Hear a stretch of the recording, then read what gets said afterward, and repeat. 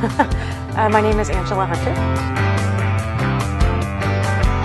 An influential thinker for me has been Michel Foucault, who's a French 20th century philosopher who's also very popular in other disciplines, so you wouldn't just encounter him in a philosophy department. That's for sure. You might encounter him in history, sociology, anthropology, here on our campus, rhetoric and writing or English as well.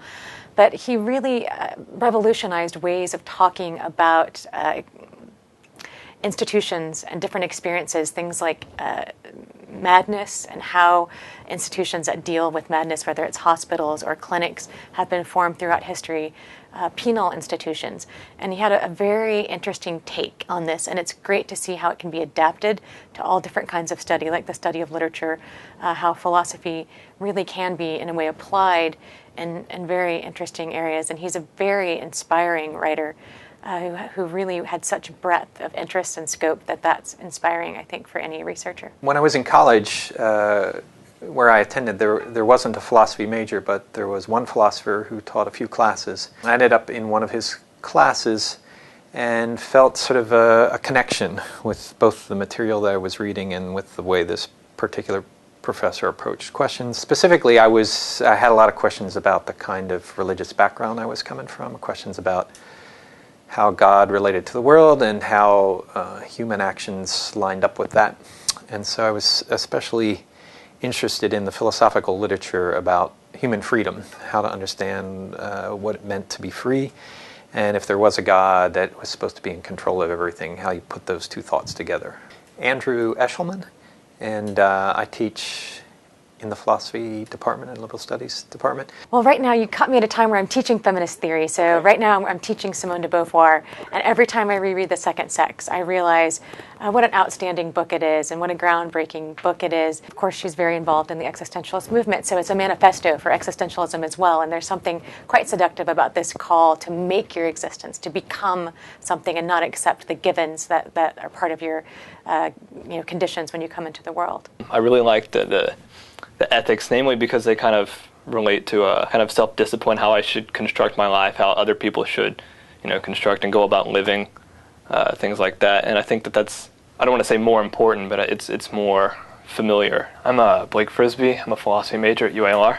My name is Jeff Wright. I'm a liberal arts major. We're currently in the Hayslip Theater. Most of my influences have come out of the social sciences, mainly anthropology. You look at people like Claude Lévi-Strauss, any of the cognitive structuralists out there, which is what I consider myself to be. I'm very much a believer that, the way we speak, the way we approach our theater, the way we approach literature, all of these things, especially the art world, has a major influence on society, and it's interesting to study because there's a duality there. Society's influencing these art institutions, but at the same time, those institutions are influencing society.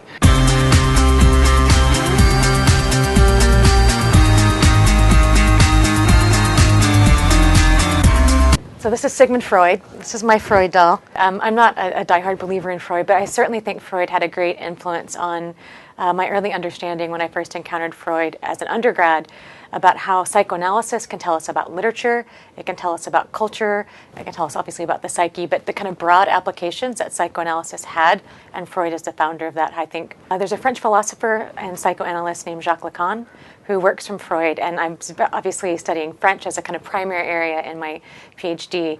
Was heavily influenced by Lacan and feminist writers' take on Lacan's work. Jay Jeffers, and I'm a philosophy major here at UALR. I'm a senior, so I'm slated to graduate in spring of 2010.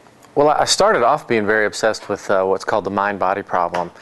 I probably wasted many hours obsessing over that. That's the problem of trying to understand the relationship between consciousness and matter. So the mind-body problem, the relationship between our bodies and the fact that we have conscious awareness. And this is, at first glance, pretty puzzling.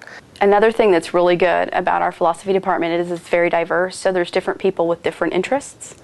And I think that really appeals to the broad kind of students that come in here, because we have people coming right from high school with probably no idea about philosophy, and then you have non-traditional students like myself who maybe had a little better footing coming in. Sure, my name's Teresa Johnson, and I'm a double major in philosophy and psychology.